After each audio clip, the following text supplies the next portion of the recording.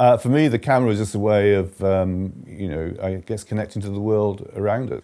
You can define who you are by your relationship to the world through the camera, through photography. And that's very important because, the world changes, I change, and I can always look at the camera and photography as being a way of plotting that change and understanding that change. Hi there.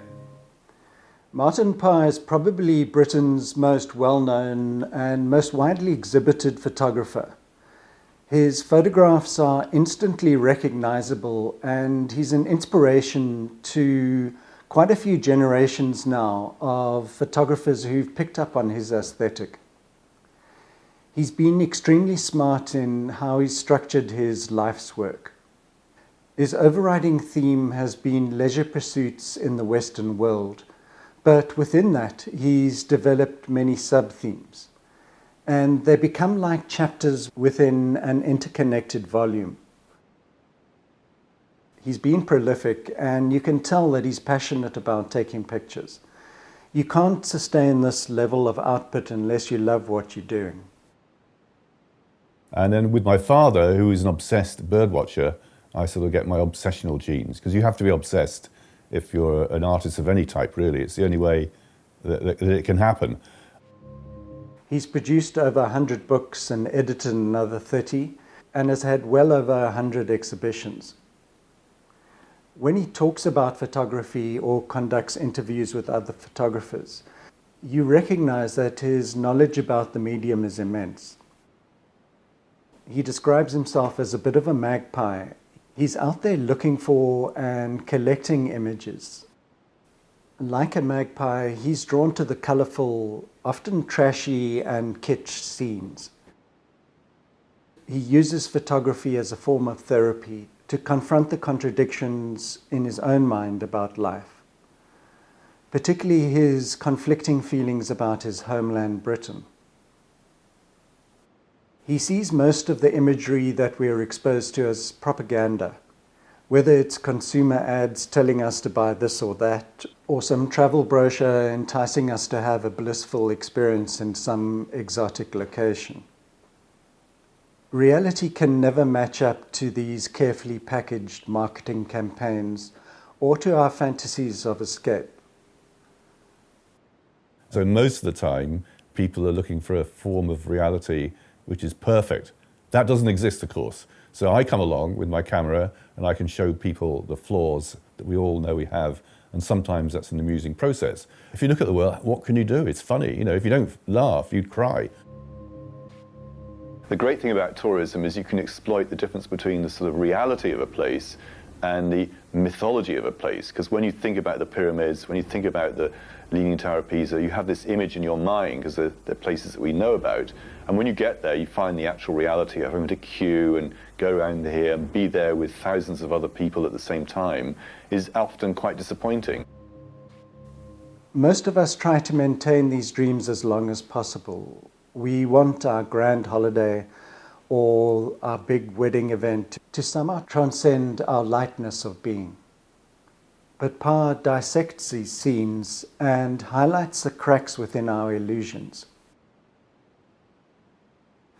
He's always searching for that ideal picture that incorporates contradictions and ambiguities.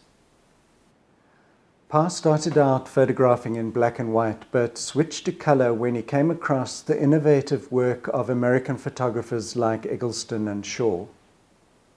And I did this because I'd seen other color photographers work not only in the UK, but also the American museums had started to accept color as being a serious medium. So we have the famous William Eggleston show at the Museum of Modern Art in New York in '76. Then I saw all these other American photographers like Joel Maritz and Stephen Shaw. He also changed his gear from a 35mm camera to a 6x7 plowable, and he mostly used fill-in flash. The increased film size allowed him to produce images rich in detail and saturated with color. He wanted to accentuate the garish nature of his subjects and replicate the punchy look of commercial photography. He borrowed this aesthetic and applied it to documentary work. One of the sources of inspiration, if you like, was the language of commercial photography, which by nature needs to be bright and entertaining. It's about advertising. It's about pulling people in.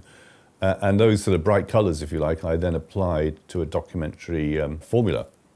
And that's why those pictures are bright and cheerful and colourful on one level. But when you look into them, there's other things going on. Overall, his photographs are razor-sharp revelations about how we live, how we present ourselves to others, what we value, and how we consume.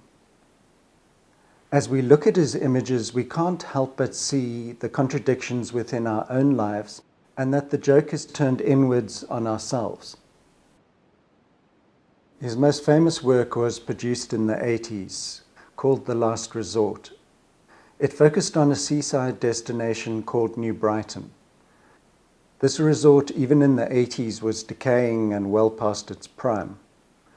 It was filled with tacky shops where you could buy cheap souvenirs, ice cream, and fish and chips rolled up in newspaper. Because of its proximity to Liverpool, on a sunny day, it was a popular escape for the city's working class.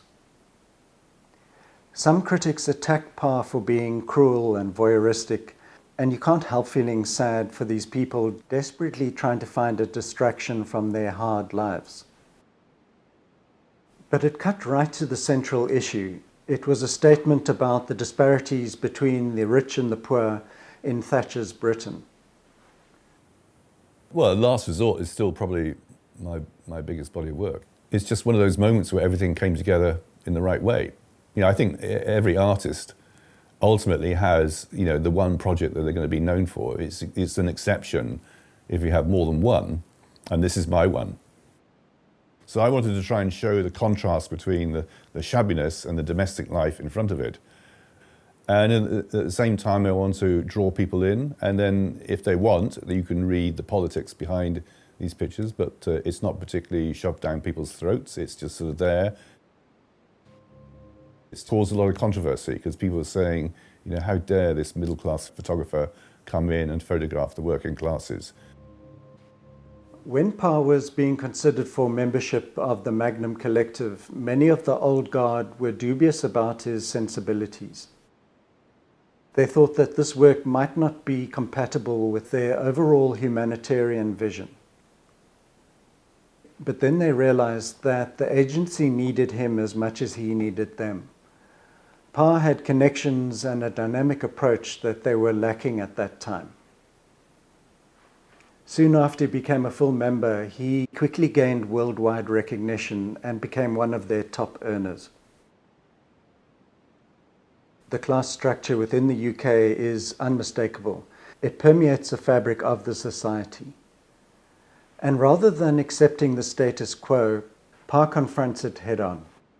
He delves beneath the social conventions and exposes the human failings within the various strata of wealth and position.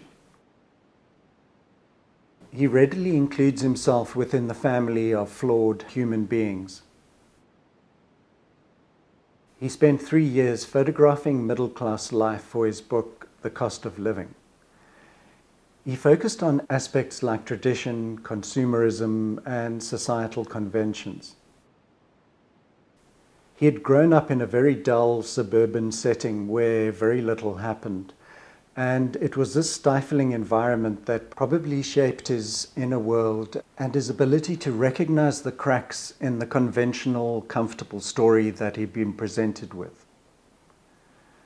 Perhaps his emphatic response to society's facades and pretenses is similar to the impulse of war photographers who are drawn to witness the horrors of war in order to escape their own fears of violence.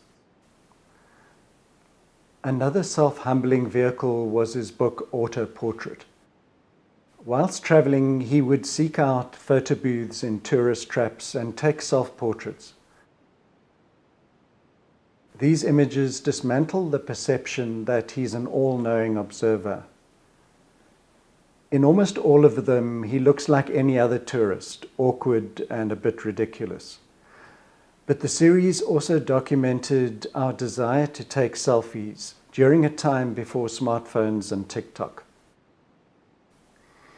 Another more recent event forced Parr to face controversy again. He had to step down as artistic director of the Bristol Photo Festival. He had written the foreword to a photo book by Italian photographer Gian Botterini.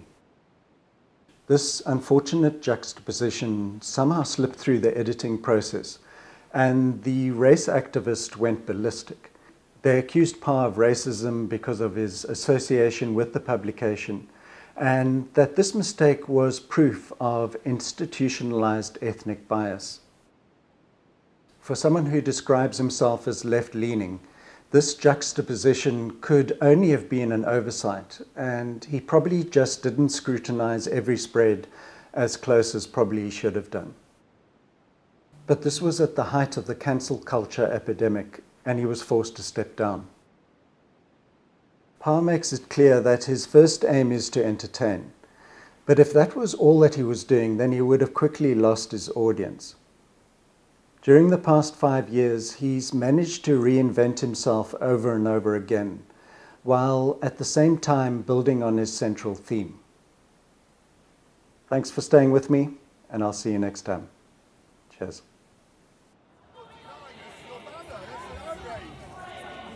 I mean, when I'm out with a camera, you hope and expect that this will be the day when you take one of those great pictures. It doesn't often happen.